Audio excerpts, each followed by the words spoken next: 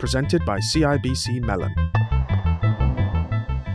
Welcome to ETF TV, your insight into the world of exchange-traded funds, issuers, and investments. I'm Deborah Fuhr. Joining me today is Ron Landry of CIBC Mellon. Welcome, Ron. Thanks, Debbie. Great to be here.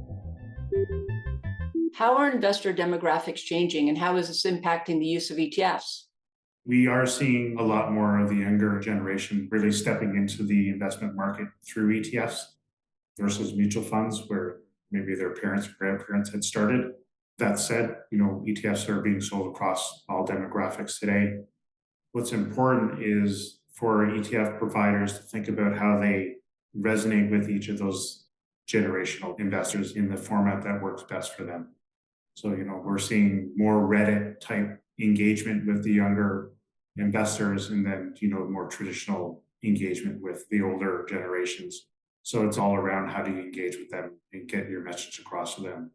You got to meet them where they play in order to be successful. What is your outlook for the rest of 2025? We're really excited. This year marks the 35th year of ETFs being launched, and it was done here in Canada. 2025 is off to a great start. We are, at 16 billion in flows so far, almost 6 billion more than the same point last year. So we do see 2025 being a great year for ETFs.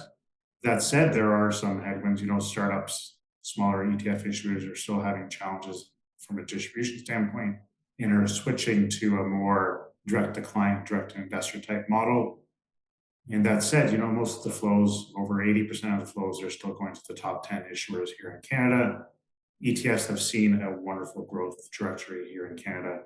Back in 2014, they only made up 6% of the investment fund assets. Last year, we hit 20%. And we think, based on current trends, lower costs, access to product, that we could see in the next 7-10 years, ETFs making up 50% of the investment fund assets here in Canada. That's great. Thank you for joining us.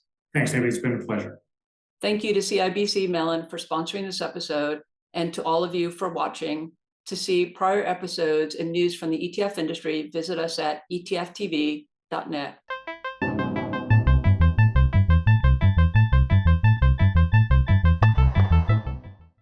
ETF TV News does not provide investment advice nor recommend products.